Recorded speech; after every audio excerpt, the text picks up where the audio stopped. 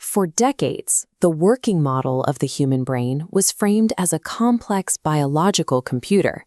The entire system is built on physical wiring, executing commands through blazing fast electrical impulses that jump across synapses in a fraction of a second. Historically, figuring out exactly where those wires lead required slicing tissue into incredibly thin sections and staring through microscopes for years, trying to trace the labyrinth by hand. But biological mapping has caught up. Using connectome-seq, researchers attach a unique RNA barcode, a molecular zip code, to individual neurons. By sequencing junctions between cells, scientists turn messy anatomy into a searchable database. We possess the tools to map the physical structure of the adult brain down to the single synapse. We can finally see exactly who is connected to whom. Those electrical connections fire in milliseconds. A thought or reflex races across the physical network in the blink of an eye. But human experiences do not happen in milliseconds.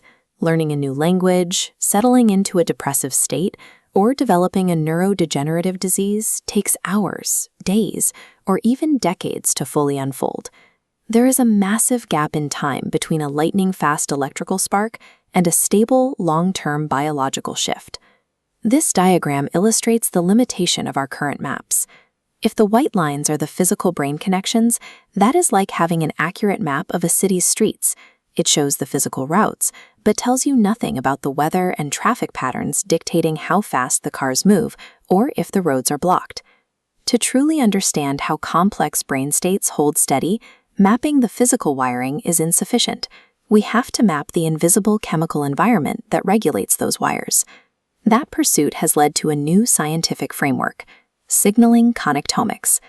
This animated diagram demonstrates the core difference in how cells interact. On the left, a neuron fires a sharp, direct electrical spark to an immediate neighbor.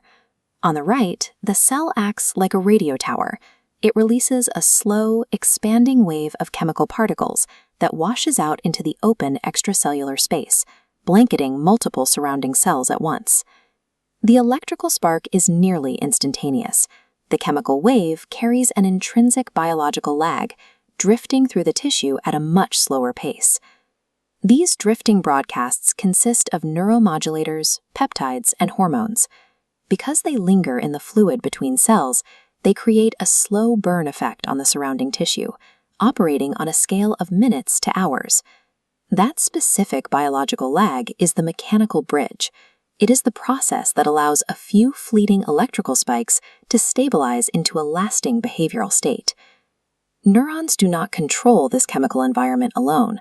A massive, previously overlooked network of non-neuronal cells actively manages the space. For decades, glial cells, specifically astrocytes and microglia, were considered passive biological glue. We now know they operate as active managers of the brain's circuitry. Glial cells use their own chemical signals to monitor the health of the network. If they detect dysfunction, they physically move in, enveloping the physical synapse and slowly dissolving the connection away. There is also constant interference from neuroimmune signaling. In response to physical trauma or severe psychological stress, the immune system releases molecules called cytokines.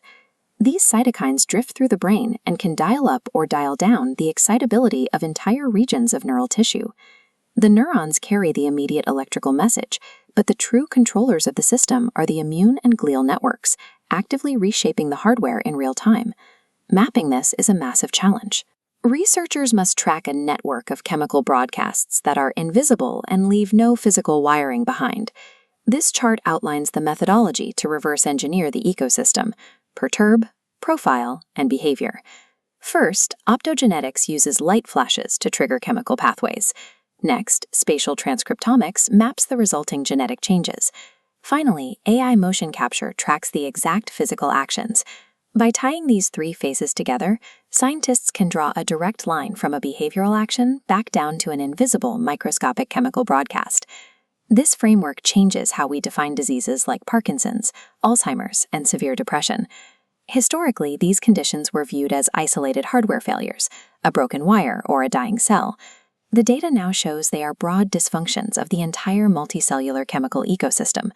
When researchers map the immune broadcasters and glial managers, they find highly specific therapeutic targets. We can identify exactly where toxic chemical loops form long before the physical neurons start to degrade. The path forward moves beyond mechanical repairs. The priority is learning how to reprogram the environment that builds, maintains, and heals the biological hardware.